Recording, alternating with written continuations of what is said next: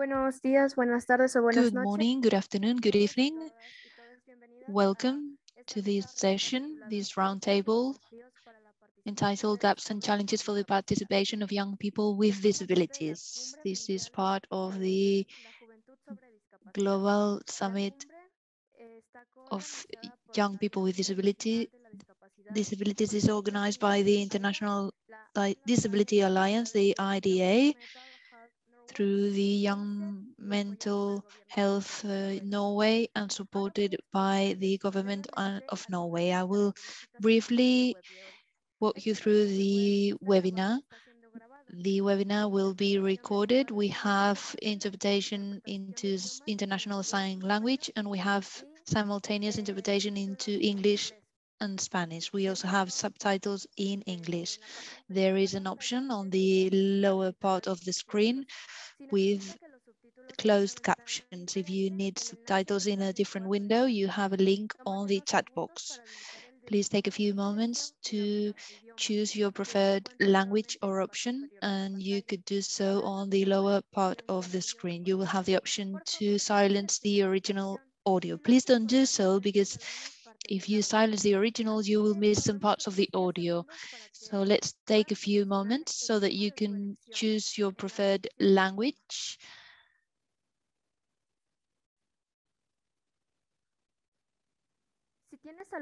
If you have any questions for the panelists, please use the option of Q&A or write your question on the chat box. Our team will be monitoring the chat box during the event, and we will attempt to reply to all your questions. We will leave some time at the end to answer all your questions. Please note that we cannot connect all cameras because we are limited by the Zoom platform.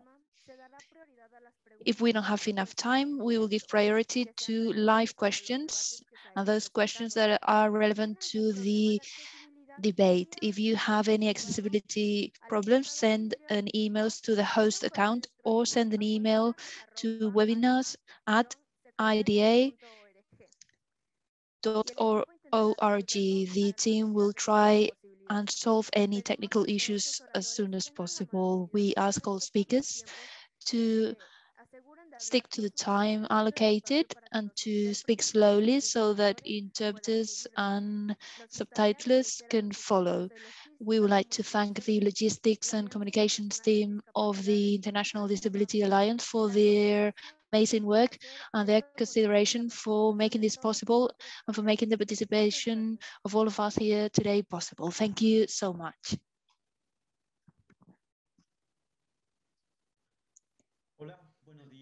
Good morning, good afternoon, or good evening, depending of where you are in the world.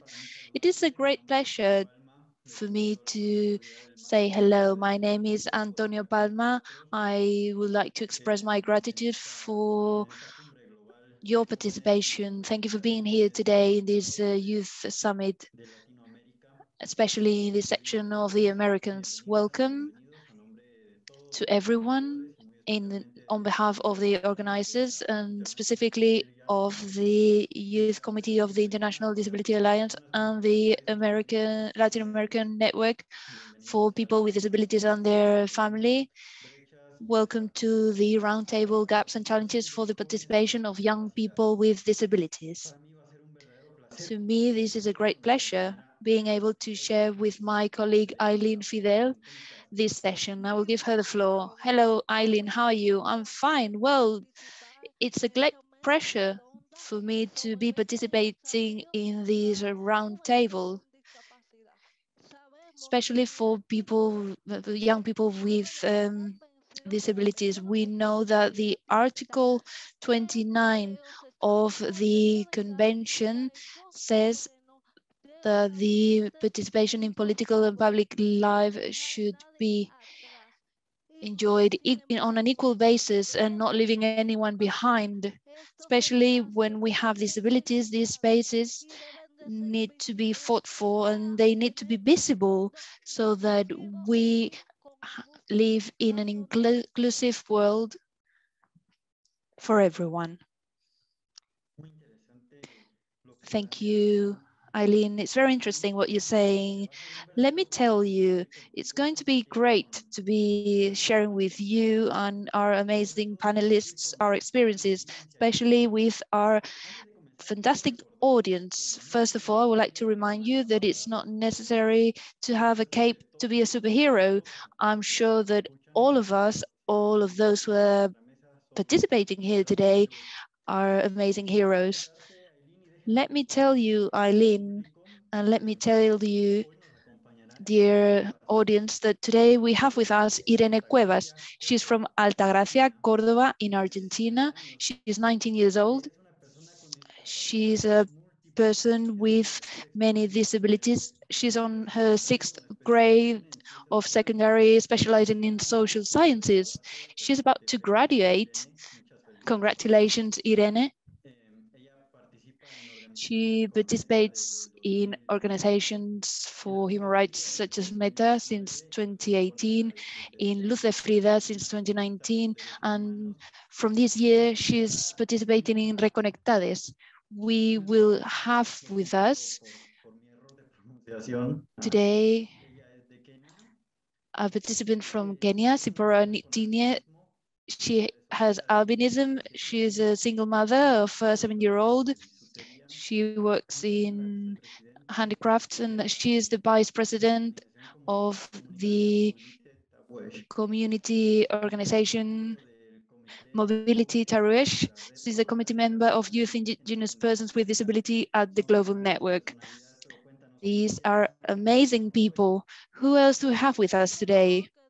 Well, it's an honor to have here with us today as well this person, Natalie Peso. She is an activist for the human rights of people with disabilities. She's also a psychologist, an expert in marketing, especially in social media. Thanks to her videos, she's become an influencer, and she's here with us.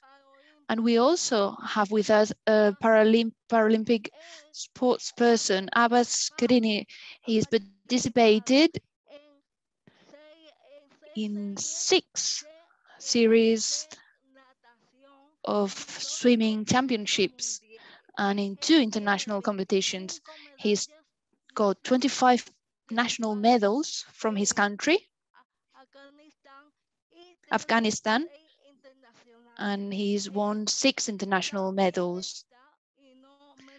And also, last but not least, we have with us Milika Beljovic. She's an activist from the Impact 29 Association. She tries to guarantee accessibility in her country and the application and full implementation of the UN Convention on the Rights of Persons with Disabilities. She is also an activist for mental health, and she belongs to a group called HEART, which is for suicide prevention, which belongs to the global organization Befrienders.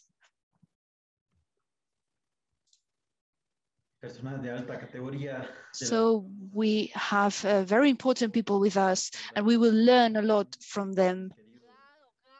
Indeed, we will. This radio show will be packed with new knowledge, and we have high-level panelists, and also we have a high-level audience as well. Everyone that's here with us at the moment. Indeed, of course, you're right, Eileen. So what do you think, my dear panelists, my dear audience, and my dear Eileen? Shall we start by discussing the kinds of barriers for participation experienced by young people with disabilities in their own communities? Please tell us your experience. First of all, I would like to listen to Irene's experience. Please tell us about it.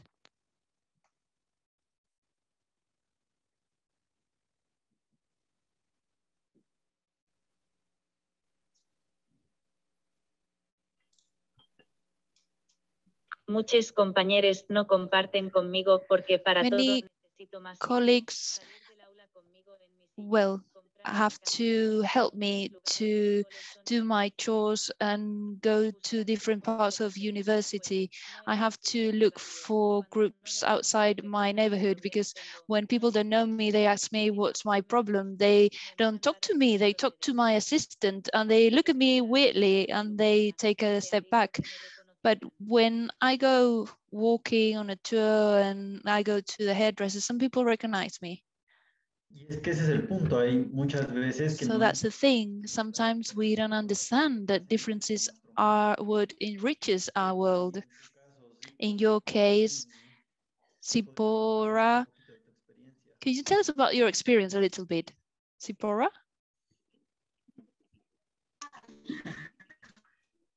Good evening, everyone. I'm Zipora from Kenya. Okay, the challenges we have in our community, we as youth, indigenous youth with a disability, one is communication. Sometimes we are not getting full communication on how to participate maybe in the society or in the community. Sometimes there are meetings, but we youth with a disability cannot be able to attend, especially we get the communication at the last meeting, leading us not to participate. Another barrier we have is that language. Some of us as youths, indigenous youth with disability, the language they are using, maybe it's only one language, whereby we don't have specialists for sign language interpreters, leading them to be left behind, making them not to participate in the society or in the community. Another thing we have as a barrier is discrimination. We indigenous youth with disability face a lot of discrimination in the community. Sometimes they can't give us to participate because they say that we are like, it's like now we are not complete in the community.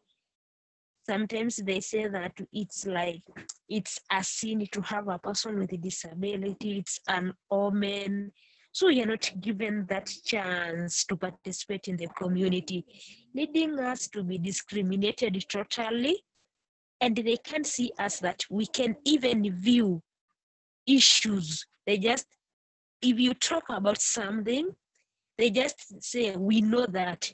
We knew you could say that. It's like it's hurting, leading not to talk and feel discriminated in the community. Also, lack of commitment.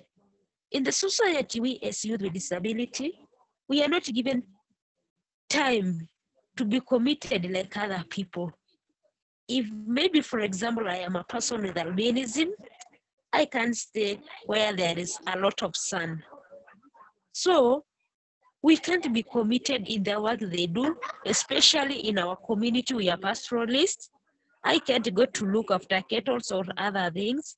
So I can't be given that chance to commit myself in usual activities. So commitment is also a problem.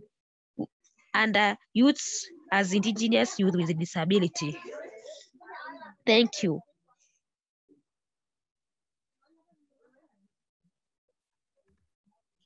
Es que sí, no hay nada más duro que la discriminación. Yeah, it's true. There is nothing harder than discrimination. But in your case, Natalie, what obstacles or barriers have you found?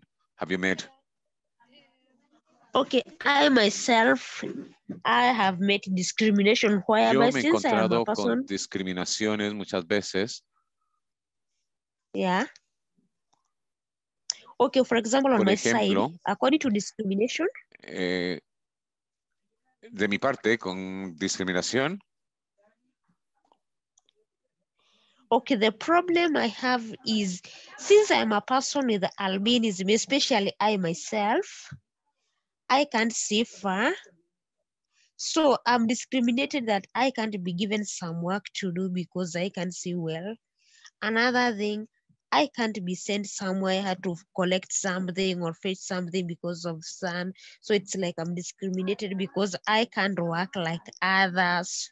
So it's a challenge, according to me, especially in discrimination. Maybe for example, like now I am vying for MCA seat, a member of county assembly. I'm vying for a seat in member of county assembly. Some of our past people in our community, because now they discriminate me that I'm not able like other people, they start saying, no, we can't give someone like this voters because what can she do to us?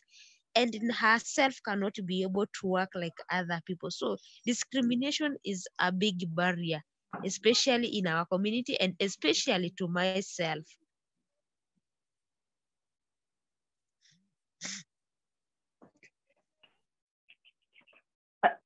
Sorry, thank you so much, Dipora. Just we are going to our other panelists to respond the same questions, and then we can come back with you with other questions. Thank you so much.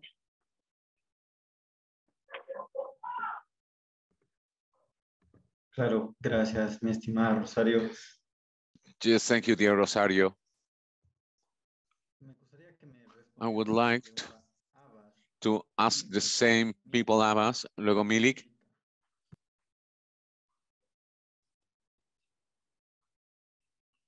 Hello, everyone. It's an honor for me to be here, and thank you for the inviting. So in a society, in a community that I'm living, me as a Paralympic athlete, every time that I swim, I motivate a lot of people, my teammates, and but over the years, I faced a lot of judgment. When I go outside, when the people see me that I don't have arms, I got judged a lot, and that's one of the problem in most of the society, that they don't see as a normal person. We may miss some part of our body, but I believe that our heart and our mind is open, and we can achieve anything that we want in our life, any goal that we set. So nowadays, the thing that need to be done is that we should be equally, all of us as a human being, and every disabled person in the world, they should work on themselves to find their talent first, I think, and then pursue that and set the goals and go outside and show the society and the country that they're living among the people. They should he or she should show their talent, and that way I think we can prove ourselves that it's okay if we have disability, but it cannot stop us for what we want to be.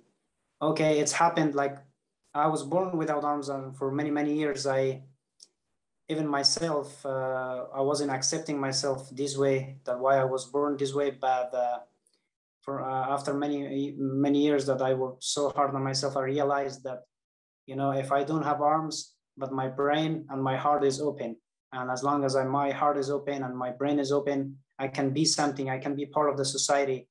And it was so hard for my family and for the people that I was living with, the society. It was hard, for them to understand me, and they were judging me on the wrong way, negative way, that I don't have arms and I cannot do anything. But, the God took on my arms, but he gave me all my talent to my feet so I could do all my work. And that way I proved the society and to the world. Me being a refugee for over 10 years, I've been in many different countries. In every country, in every society I have been, I had to prove myself. And through the sport, through swimming, I kept competing and I kept showing myself that I'm capable of doing anything I want, and my disability cannot stop me. And that's the world has to see us equally with the other people. And we're all, we're all equal. Thank you. It's been very interesting how you have exploited what you have, Abbas. And in your case,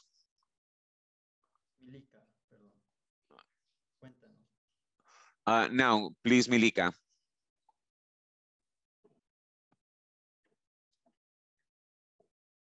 Thank you, Antonio. Before I start, I have to thank all the dear people before me who actually tell the most important things specifically, and I'm really pleased that I'm the part of all this event. So as someone who's representing an informal organization and myself as well, based on my experience, but also the experience of other young people, I think the barriers are found in every aspect of our lives. Physical barriers, institutional, as well as social. And that's the part when we talk about discrimination. And I think it's especially challenging for young people, because we are talking about sensitive age, and all this has great impact on the mental health of young people as well as their future. So when I had my injury like 14 years ago, at that time I spent so many hours just thinking, am I worth now? Can I do anything for myself? Can I be capable? Because we grew in a society that doesn't validate us as a complete persons. So that's a fight and that's a struggle. At the same time, all of us had to pass, I guess.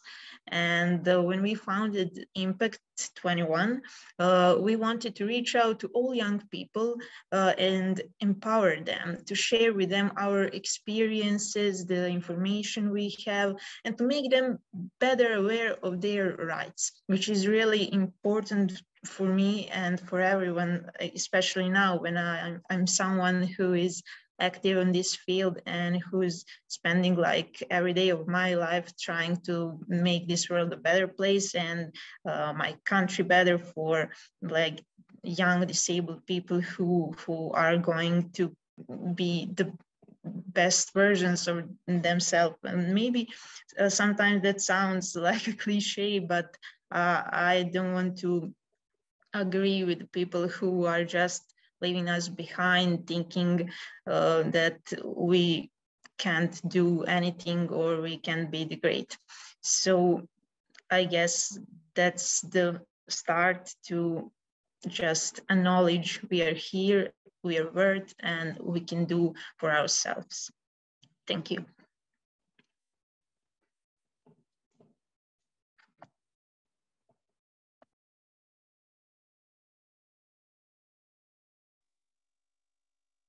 Antonio, con todas las exposiciones que han hecho. Antonio, with all the sessions you have done, our panelists, I have a question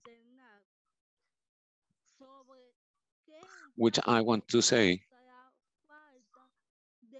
What type of opportunities for participation have young people with disabilities and young people from your community? What can Milika tell me about that? I'm sorry, Eileen. I'm sorry, Milika, but I think we involuntarily skipped Natalie. I think she was going to answer also the first question. I'm very sorry. I don't want to interrupt, but I think Natalie was going to also reply the question, the first question. No.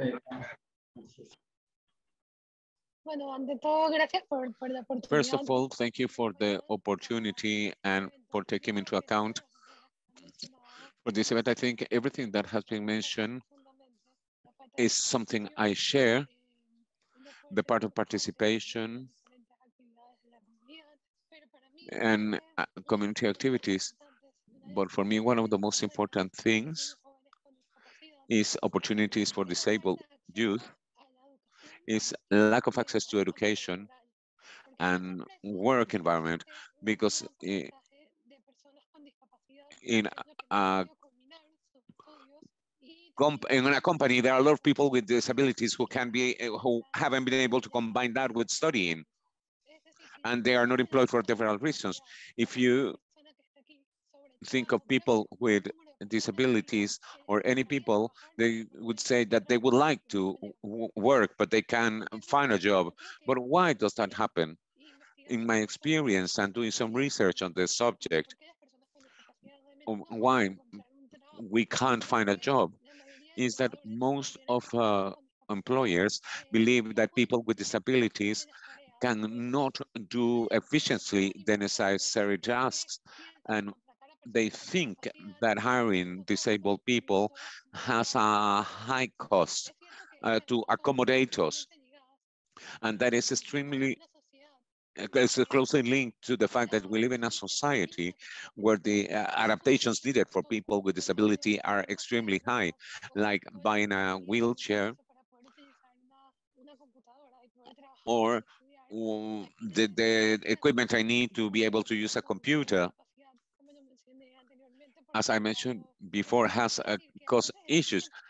There are solutions sometimes so that people with disability can integrate to the labor environment, but it's not easy because as people with disability, we don't have access to them. And in my case, if I don't have the technological adaptations that I need, I couldn't have finished my degree, or I couldn't be working as I am today.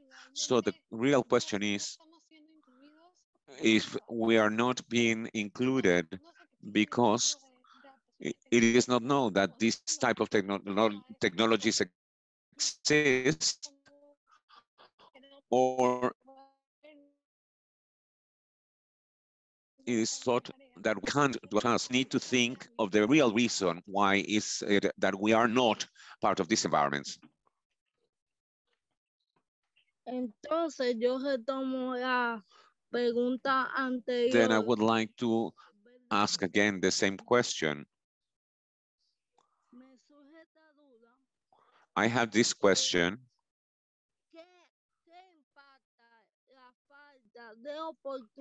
What is affecting the lack of opportunities to take part in people or youth with disabilities in your community? Please, I would like to address that question to Milica.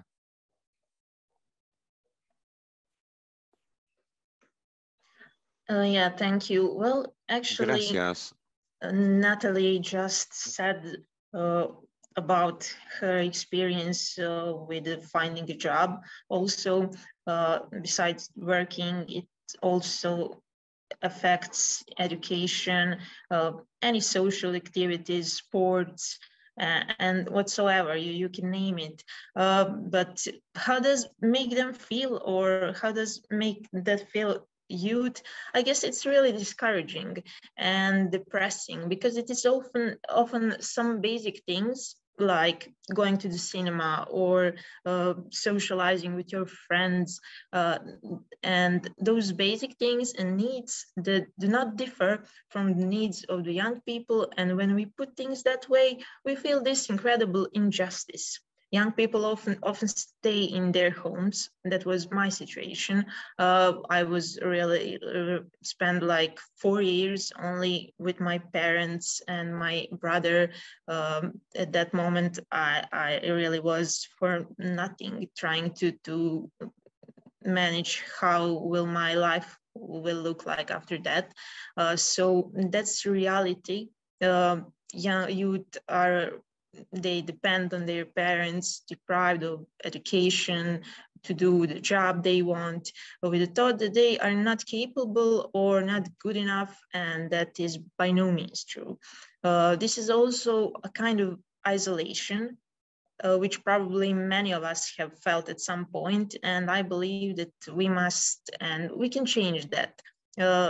this is one of the ways when we try to connect and talk about those things, that no matter if I'm living in Serbia or some other part of the world, it's really that common thing, and we have to start like addressing it and trying to make it better.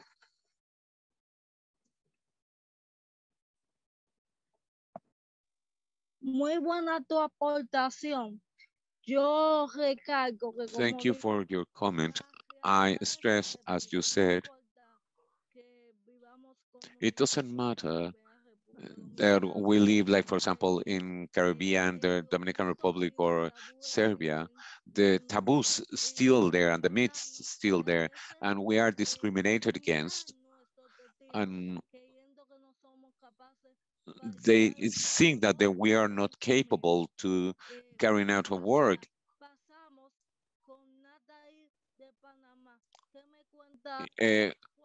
What about Natalie from Panama? What can she tell me about that? I think that all human beings share certain features, and somehow we look at the same things. I don't think any of us elected to have a disability. In the end, is something that we have to live with. And also the form that the way in the society we live is structured makes a difference in our quality of life, because they can either facilitate things for us or make them more complicated. Human beings are usually social beings, and it is important to be part of our community. We all have productive and unproductive and non-productive days as everyone. And not having an education has repercussions in not being able to find a job. And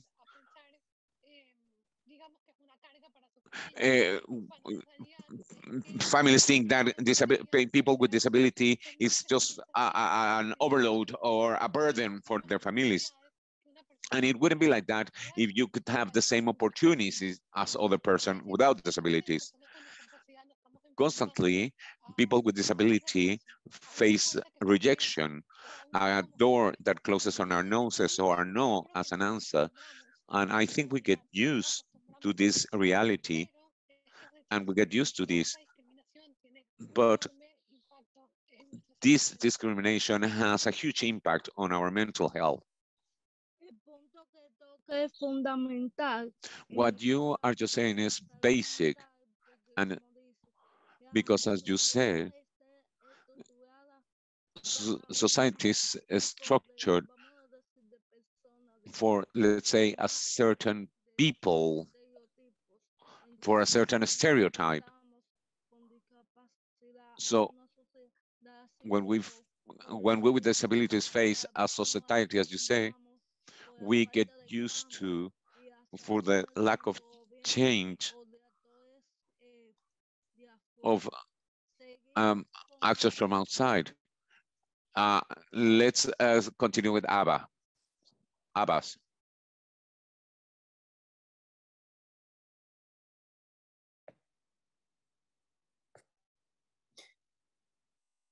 You know, living in USA, of course, the US government and the people, US people, you know, they do their best to see us equally, and you know, that we have a lot of opportunities here to, you know, that we have to work so hard to pursue our dreams and goals, but it's not the same all around the world, all over the world, and there's a lot of problem that you know, people with disability faces, a lot of obstacles, and I think you know, we should you know, keep fighting and keep working hard to show ourselves, and until the society and the people outside understand that we're capable of you know, doing that what we want to do.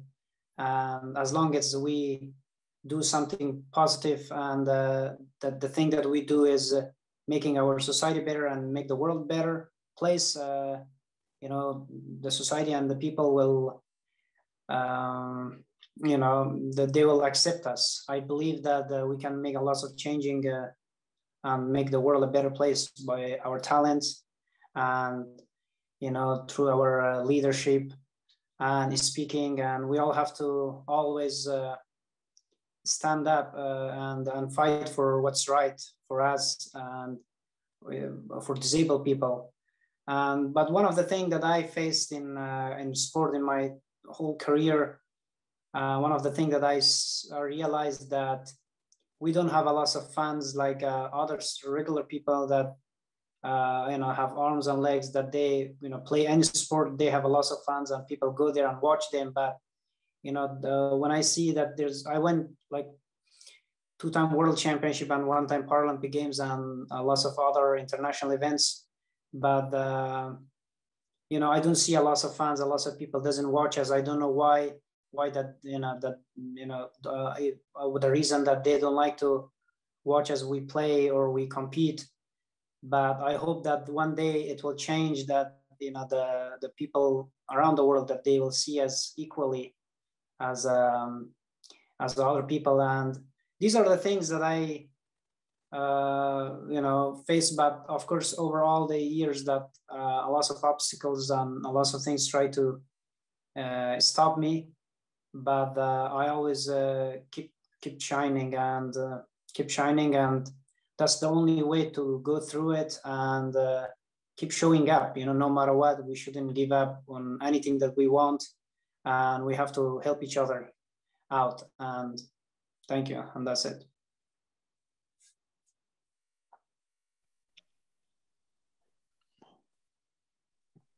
Gracias a ti y de antemano. Thanks to you, and I can tell you that you already have a fan in me. As you said, the lack of normalization, as we said, of people with disability, as you were saying, the fact that normal and a fully able athlete has such popularity and a disabled athlete don't. They don't even have enough media coverage. As you said, the world can be improved with a lot of work, and it can be a kinder world and more inclusive world. Let's go to Irene.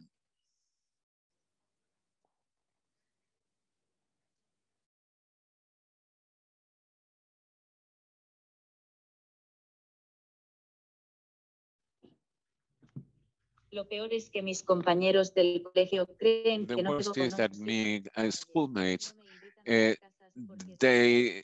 they don't invite me to their houses because they say that my wheelchair can't get in, and because I need an assistant, they don't like that person to go to their houses.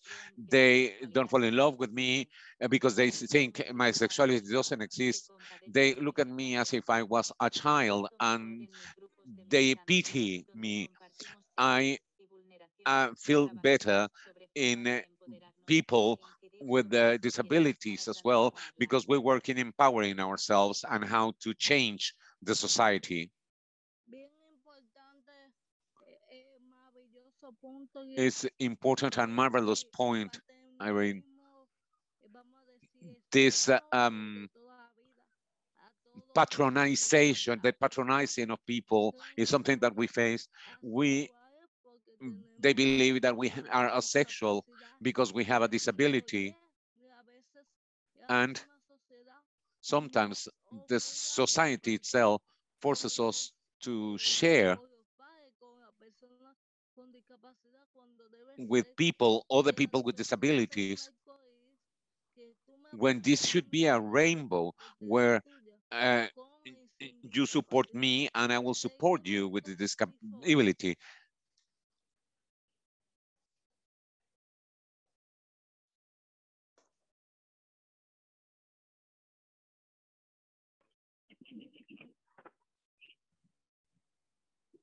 Okay, can you try, am I going to talk about the impacts for lack of participation?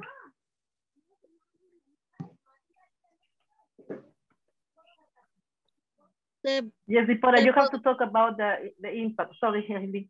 About the impact of the lack of opportunities to participate. What is the impact on you and in the other youth in your community, and how do you feel about that, and how these people feel about this lack of opportunities to participate?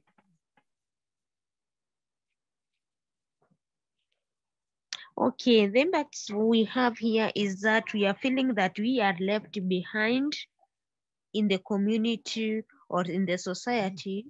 We as youth, indigenous youth with a disability, since we are not given communication in the right time, so we feel that we are left behind.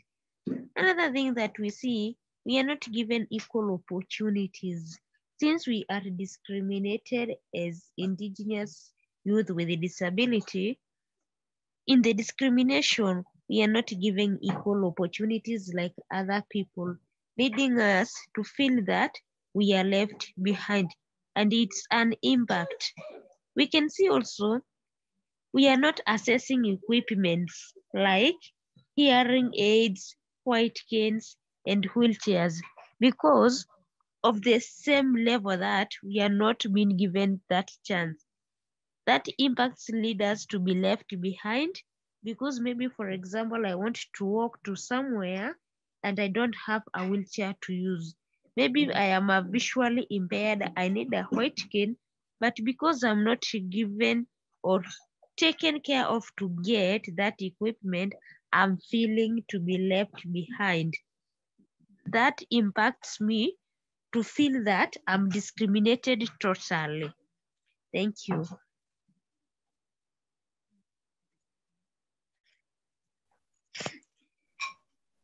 Sí, sí, Yes, it's very true what you've just said. If they do not give us the devices, the equipment that's needed in order to be independent or in order to be able to do our things, then we cannot participate in society, fully in society. Antonia, what do you think of these opinions from our panelists? What's your opinion? Well, to be honest, this has enriched me tremendously. It's full of information and demonstrates what I said at the beginning, that we do not need to have a cape to be a superhero. All of us can be superheroes with actions that for other people might be very small or enormous for us because they changed the lives of other peoples.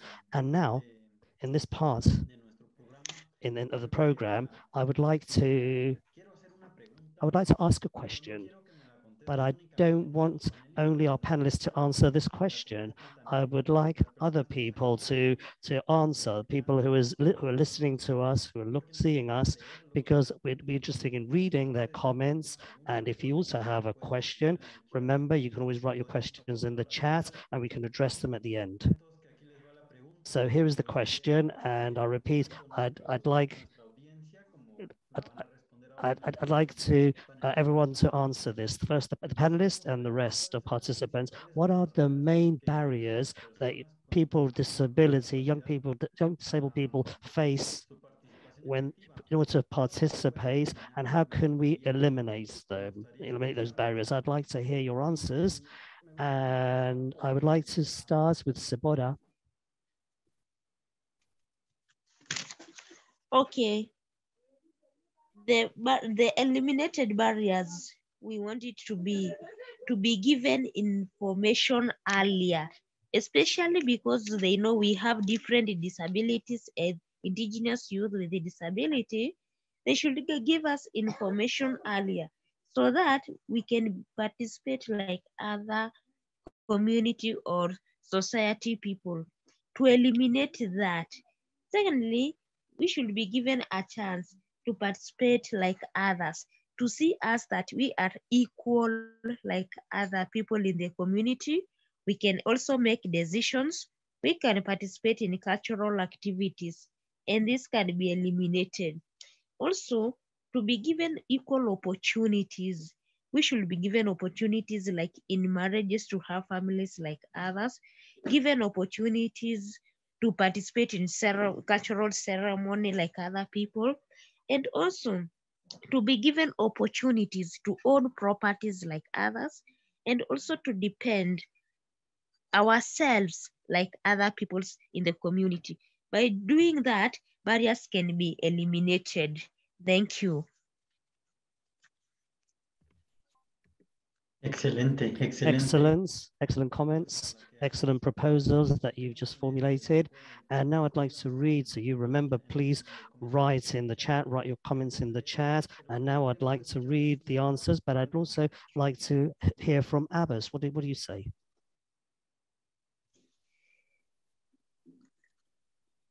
I think we, all disabled people around the world should first, get the doubts that we have on ourselves. We have to get that out. And how we can do that is that we have to think positive all the time, because this is us that who can help us first. And we have to find out what we are and what we can be and who we are. And we have to spend a lot of time to create ourselves, that what we really can be and what we're capable of. Because as a human being, we can be anything and we're capable of anything, because the mind is a very strong tool to create that. And then the outsiders, when we go outside and we do some performance and we do something positive, and they shouldn't doubt us that we cannot do.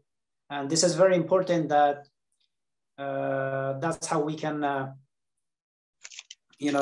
show our positive face and positive things that we can do and we're capable of.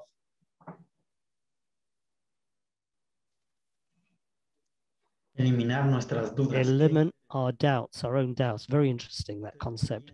What do the rest think? Could you please indicate in the chat? We'd like to read your comments. And Milika, can you please tell us what do you think?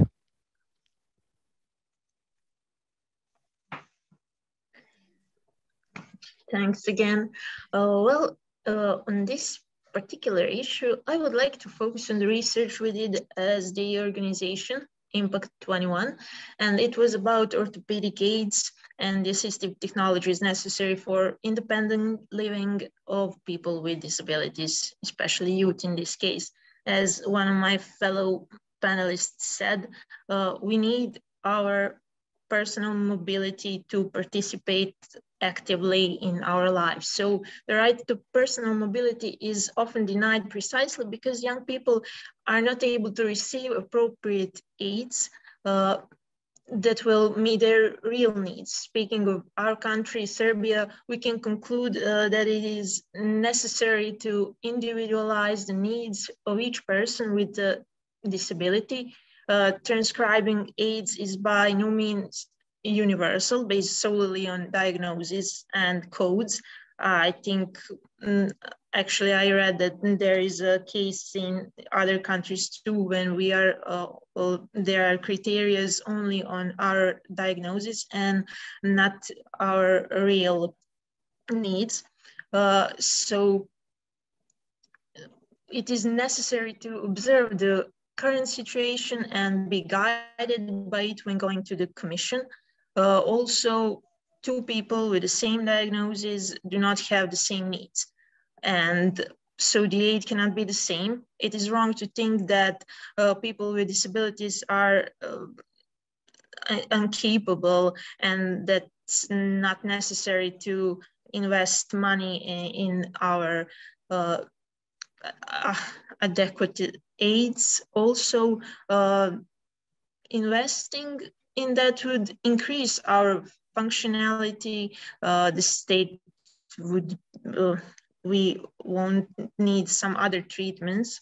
So I think that our assistive technologies is really necessary for independent living and everything which leads to that.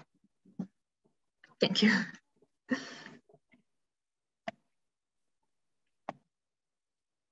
Claro, aplicar las tecnologías. Yes, apply technologies and give what people need, because we're all different. That's true. All of us here connected, we're all different, and the technology is a huge tool because it unites us, although in different places. But now I would like to listen to Natalie. Go ahead, please. I totally agree with the colleagues have said, but I'd like to add that one of the main barriers, for me at least, in the country where I live, is the lack of the people with disability can have risk. I'm sorry, but there's interference. There's two channels at the same time. I'm difficult for me to hear. But if we have lack of access, then we just have, we can't concrete our objectives and we can't do something because it's out of our control. I remember many times when I went to university that I had to change university because there was no access, the stairs, no access, there was no access to toilets as well. And when I was studying at university, the four people had to lift me up in the wheelchair because it weighed 150 kilos, and they had to take me up. And I remember that they said that I couldn't take assistance in class with me because I was an adult and I had to be independent. And I told them, okay, fine, I'd like to be independent, but I had certain needs. And you're not understanding my needs. I'm trying here someone, not because I want to try someone with me, it's because I have a need for them. I cannot move my arms, so I need, because I'm paraplegic, so I need some certain help. And in that case, they did not understand what I wanted. So I think one of the main barriers is that there is ignorance, certain ignorance amongst our society towards the different types of disabilities. And as the previous panelist said, everyone is different. Everyone's different needs, they're unique. So you can't generalize this amongst everyone because we all need different things.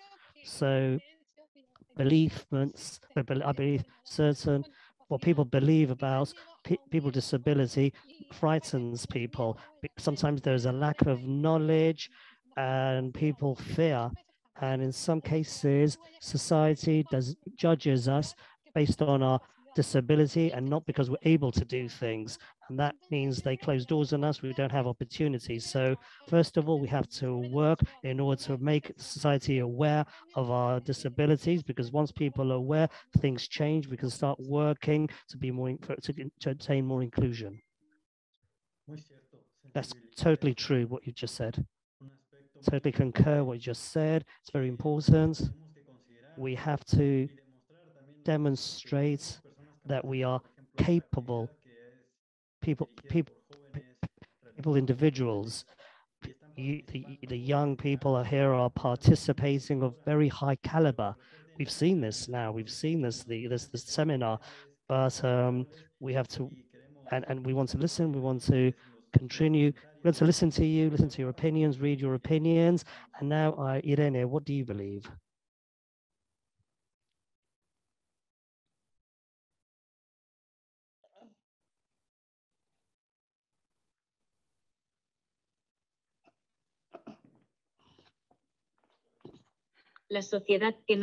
Society does not recognize our potential and everything that we have to show them.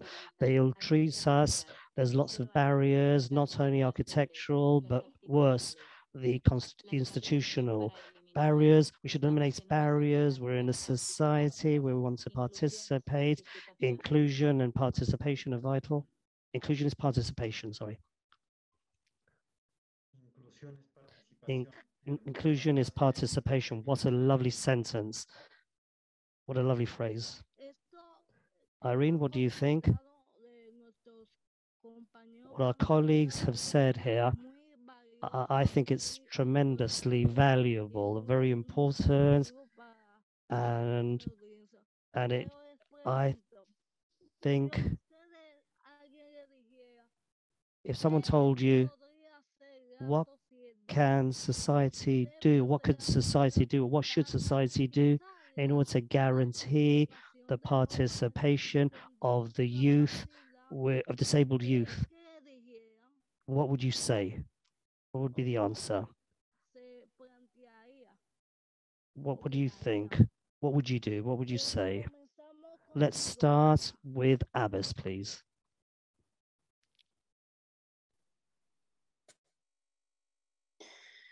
I think the society and the country and wherever we live, they should give us a chance like others, just the rest of the people that lives in our community. They should give us a chance so we can, get out of there and show ourselves and do something positive. And that way we can, of course, success is a very, very hard thing, and it's for everyone, not just for disabled people.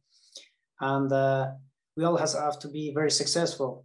And that's what the disabled people has to pursue in order to be part of the society and be part of the community. And even, through the everything that the disabled person does achieve or something big, that way we can make our community, our country, or the world, and make a better place. So we have the society should give us a chance, to show ourselves and prove ourselves that we're capable of doing this. We may be slow, or we may be not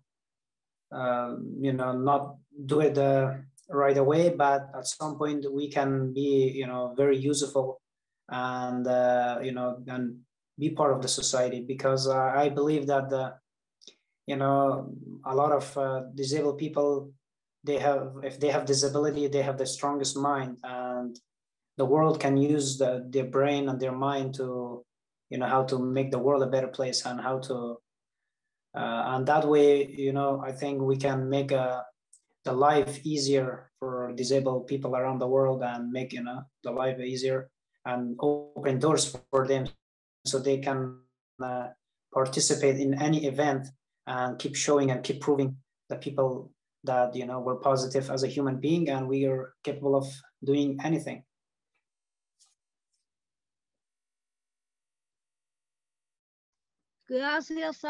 Many thanks, Abbas.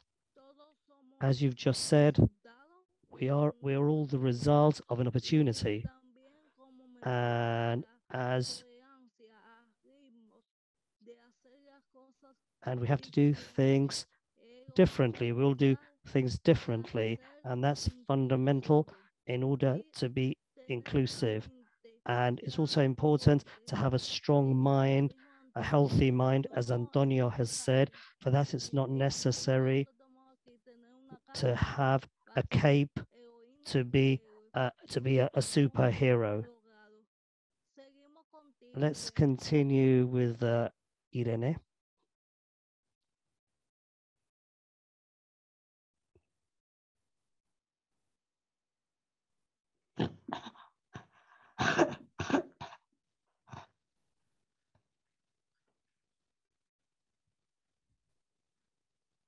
Debemos trabajar con We should work with disabled organization to see what we can modify and demand of the states, bearing in mind the convention and the law. In my country, people with disability suffer a health service, perverse health service that do not give us the necessary support needed, and a judicial system which is inefficient, that do not take into account our claims and violate our rights, and they do not protect us from the from what we suffer. We have the right to have an autonomous and independent life vis-a-vis our family, and to be able to study and have employment and a housing. We have to be able to develop our lives like every young person. We have to live. We can't live in a society where our rights are not taken into account or of no use.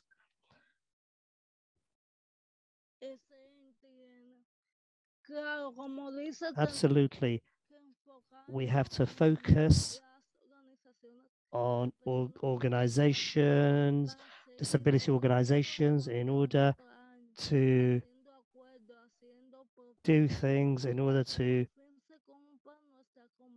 so that the convention is done. And we also have to have our basic needs satisfied, like health, education. I totally share what you said about health, because in my country it's the same situation. The health service is very bad. Someone with disability doesn't have resources, then they suffer tremendously. So their condition actually gets worse if they don't have access to medical attention. Thank you.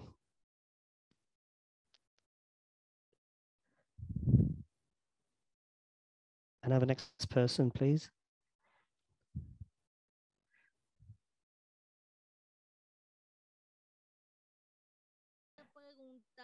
If someone asked you, what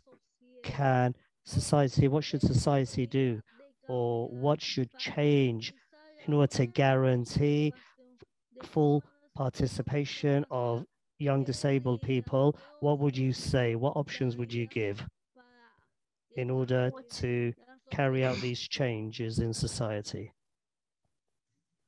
What I could say is that the society or the community should assist us to get equipments, especially to take us to the offices to do registrations, to get the equipments so that we can be independent. Secondly, the society or the community should give us a chance so that we can prove to them that we are capable and we can be independent like others.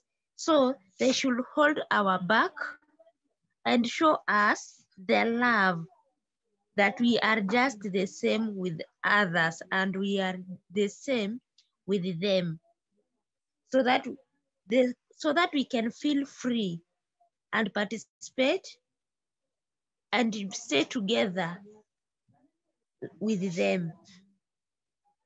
Next, what I can say is that the society or the community should show youth with disabilities, indigenous youth with disability, that they also have that part in the community like other people.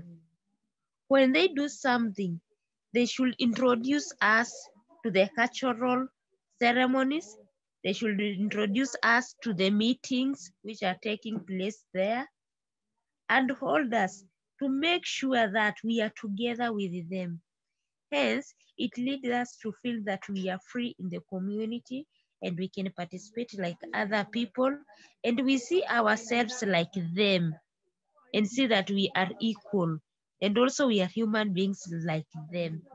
Although we have obstacles because of the disability, but we can live like them and participate and make decisions. They should also give us that chance. Thank you.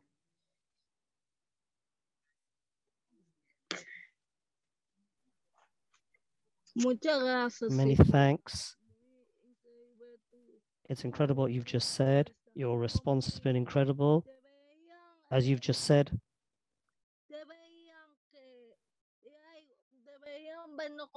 they should see us as their equal, and they should give us equality that we need in order to have the same conditions equal conditions like other people and have love, as you said,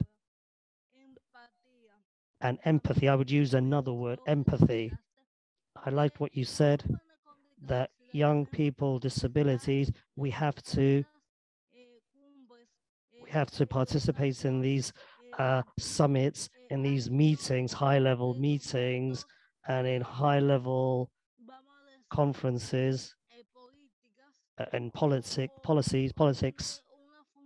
and have a function, a relevant position in order to change perceptions of young people, of people with disabilities in the world. Now, what can Mikhail say? I apologize for the pronunciation. Oh, sorry, Milicia, sorry, I apologize. It's fine, no worries. Well, I'm still under impression after my fellow panelists were saying, so I don't know what to add, but it's important to involve young people in decision-making processes that concern them and their lives, also to empower and educate youth about their rights, and maybe the most important, to try and ask them what they really want and what would make their lives better and more fulfilling. As a society, and when I say society, I mean everyone, including people from typical population, we need to cooperate and we need to show that we care about our youth with disability, and we are ready to support young people and create a safe space for their personal development. And that's I'm trying to summarize everything people before me said, but that's the recipe to create a good environment for everyone.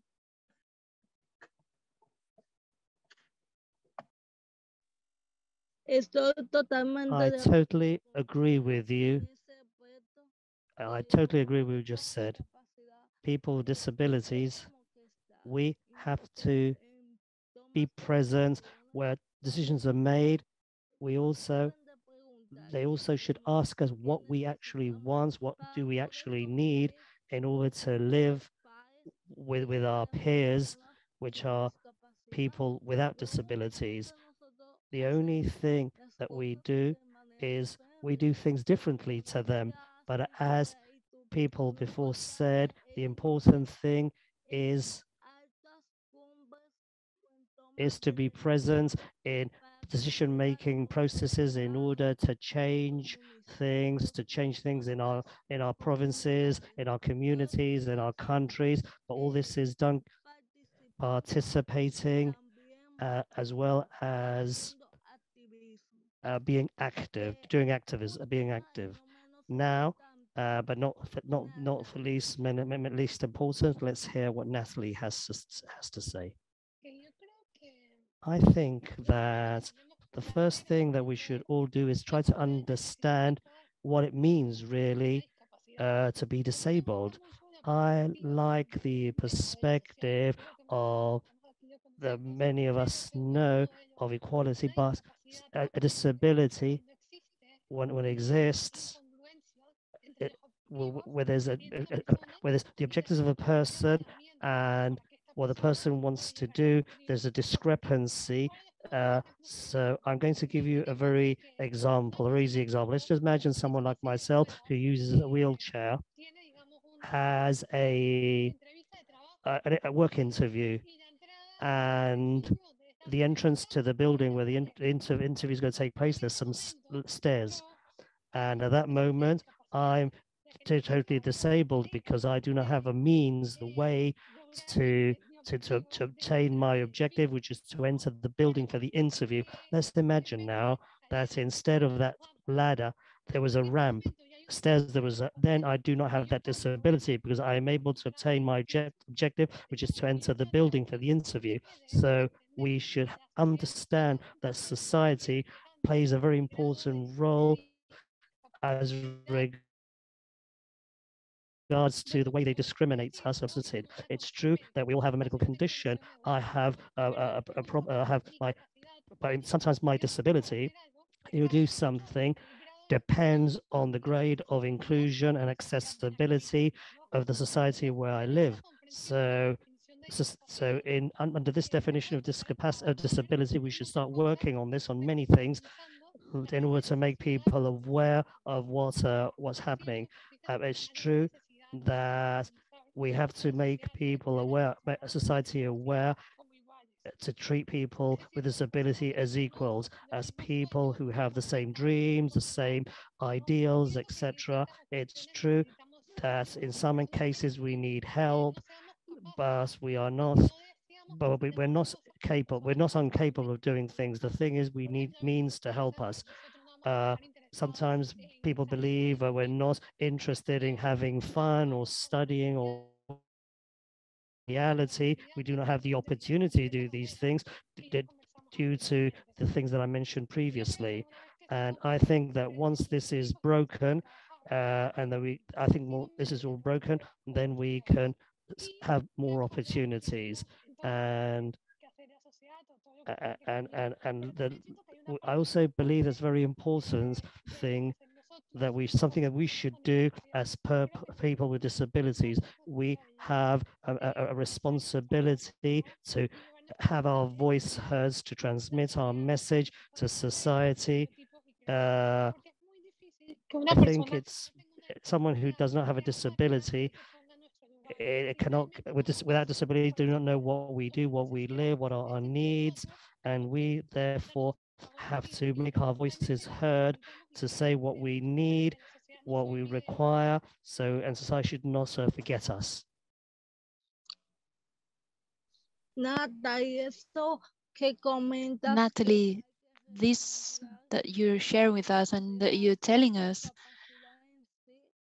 talking about disability, well, it's very valuable to us, because when we talk about this concept, the notion of society that's been rehabilitated, then, well, we see disability not as a condition or a limitation, but it's something to do with the environment created by society, so that you can see what disability is like. Is what you're saying. When we don't have this sensitivity, this empathy, or the possibility of having it, then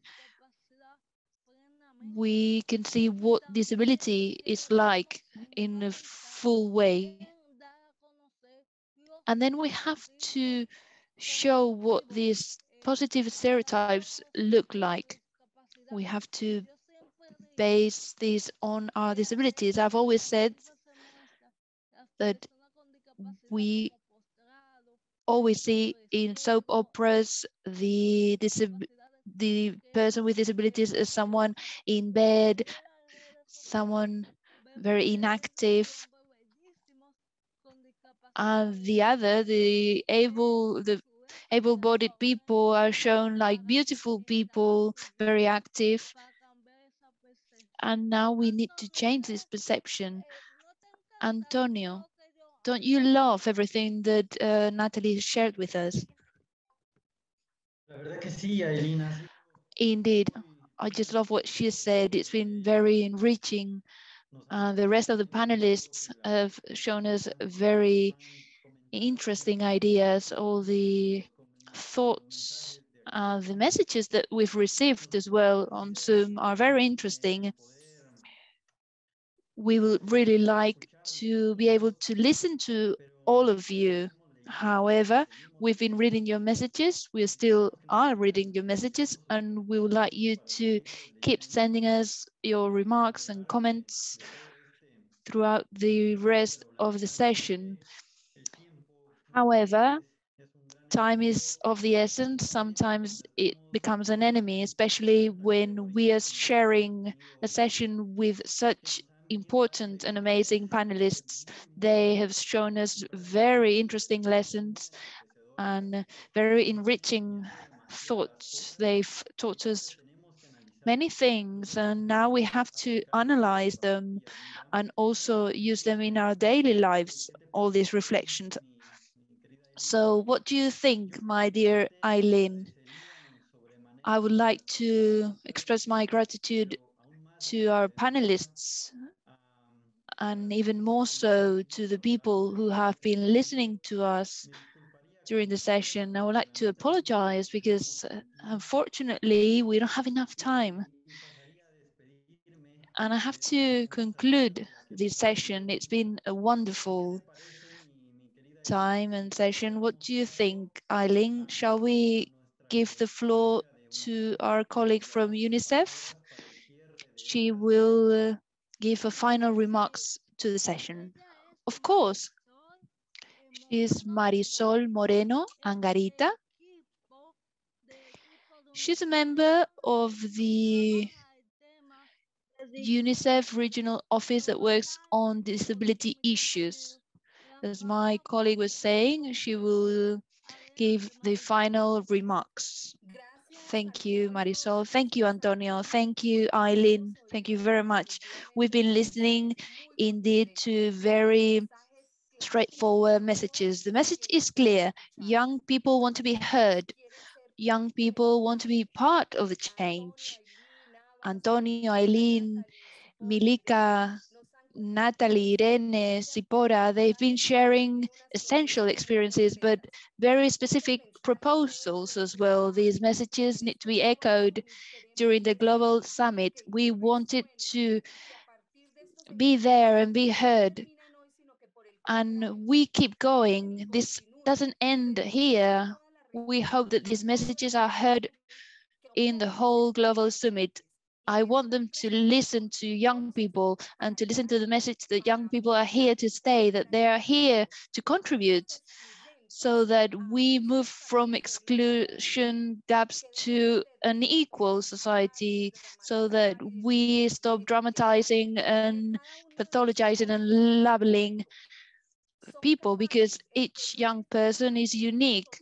Everyone is able. What's not able is institutions and international context. Society discriminates young people, but young people are able. Sometimes we don't include them in our houses, in our spaces. And as we've been listening during the whole session, no one deserves to live in a world without rights. We do hope that the message is clear and that we can amplify the voices of young people today. If we want to see a change, the change needs to happen now, here and now. This summit definitely is the lever. It's a way of leveraging our efforts into the future that we all want to have, the future in which we all live together. Thank you very much to the International Disability Alliance, the Youth Mental Health Norway, supported by the government of Norway. Also on behalf of UNICEF, thank you so much for this conversation. This doesn't end here, it keeps going. Thank you very much. Let's move forward with this empowerment, because the strength of young people is unstoppable. Thank you very much. Hasta pronto. Muchas gracias. See you soon. Thank you very much. Thank you so much Rosario? to all the people, to all the attendees, to all the panelists, to the moderators. Definitely, I mean, you say something very important. I mean, now young people are the change. Young people are the present. They are not the future. They are the present. That's why, I mean, we really trust on you. We really trust in your abilities, and definitely you are going to do great changes. Thank you so much to all of you. Thank you so much, Marisol, for your words. Thanks so much to UNICEF and to Atlas Alliance and International Disability Alliance. Thank you.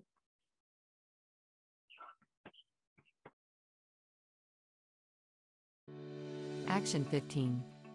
Ensure equal access to social protection. We recognize and are connected with Likesquality, EduWAC, and inclusive social protections programs for participants with disabilities, particularly yes.